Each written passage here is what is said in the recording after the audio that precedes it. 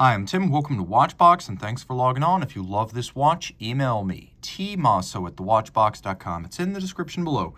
Your purchase and pricing email question line for buying this or any watch you see on any Watchbox platform. Please reach out to me directly. Email tmosso@thewatchbox.com for pricing details.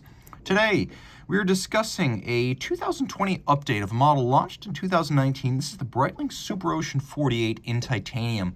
It is an extraordinarily capable dive watch and a purist's dive watch, as its size is purposeful, making it more legible. So, in titanium, the watch is 48 millimeters in diameter, 17.4 millimeters thick, and a beefy 57.3 millimeters from lug to lug, with a 24 millimeter spacing between the lugs.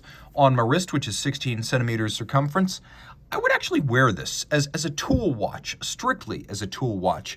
I would wear this if I were to go diving because it really is that legible. It's also fairly light on the wrist. The lugs have a nice agreeable shape to them to wrap around a wrist, but it's not going to look proportional. On my wrist, it looks too big, but that's how an instrument should look. Now, wearing it for fashion's sake, I do think you're going to need a bigger wrist. Otherwise, you're going to risk looking a little bit comical. So, if you want to wear it every day, 17 centimeter circumference wrist or larger. If you just want it to fit for the sake of diving, well, surprisingly, you can wear it on a smaller wrist like mine. Now, the strap, which is a professional 3 style, you can see it has that sort of inverting Hershey bar pattern where the letters are initially raised and then you can see they are ultimately sunken into the strap. So the relief and then the evacuation, and then the watch has an interesting sort of counterweighted Clevis style buckle and some nice features here. The use of satination across the watch is in good taste. And so as large as it is, it's not garish. Everything's brushed, muted. This isn't the high-polished, oversized Breitling for Bentley of the late Schneider family era. This is pretty sensible, though, of course, with a giant watch that has a high price and a yellow dial, there's a little bit of peacocking going on. All the same, thoughtful design elements include a bidirectional diving bezel that you lock in place using a little trigger down at 9 o'clock. It's a bit like the release system on a Ploprof, which once activated allows you to turn the bezel bidirectionally. Now, once you realign this rubberized slider, it locks the bezel in place. You may be wondering, how's the action? Quite good. I would say it feels more like a GMT bezel than a dive watch bezel. GMT bezels generally have, how to describe it? I would say larger and less distinct detents. So while this is quite precise, it is a 60-click bezel rather than a 120-click. It has a satin-finished ceramic insert for durability and scratch resistance. We have here a rubberized crown. It is screw down. It has a vintage-inspired pointy crown guard type profile. We'll do a quick loom shot so you get a look at the watch in the dark.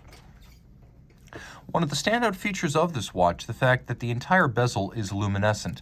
So in the dark, it's very easy to line up the seconds, or I should say the minutes hand, with the luminescent pearl. And it's great that you can move the bezel in both directions because it makes it quicker and more direct. Of course, the watch has plenty of luminescence, no shortage. This is one of those watches that's still going to be legible 6, 8, 10, 12 hours after nightfall. So unlike some dress watches which fade in a few minutes, this one is actually going to stay energized and luminescent. So if you do have that larger wrist and you can pull it off as an everyday wear, it's going to look great in the night and be very practical as a time-telling instrument. Now, the watch has a matte finish dial. It has a subtle, pebbly, almost sandpaper-like granularity. There's a flange outboard against which you can read 60 seconds and 60 minutes. We have all applique matte finished indices, and there is no date. Everything is given to the legibility of the time. The hands are beautifully matte finished, again, to reduce glare. Underneath the case back, you can't see much on the reverse side, but underneath the case back, we have what Breitling is long called its caliber 17, which is an ETA 28242 or the equivalent, a Sellita SW200. Either way, it's in chronometer specification. It's a bidirectional winder. It's got a 38-hour power reserve, a 4 hertz beat rate, and we have a stop seconds function to halt the seconds and synchronize the watch to a reference time. So lots to love here. Maybe more of a utility timepiece for most, but if you've got a big wrist and a taste for a flamboyant dial and practicality, this watch can actually deliver. Reach out to Team Mosso at thewatchbox.com for purchase and pricing details.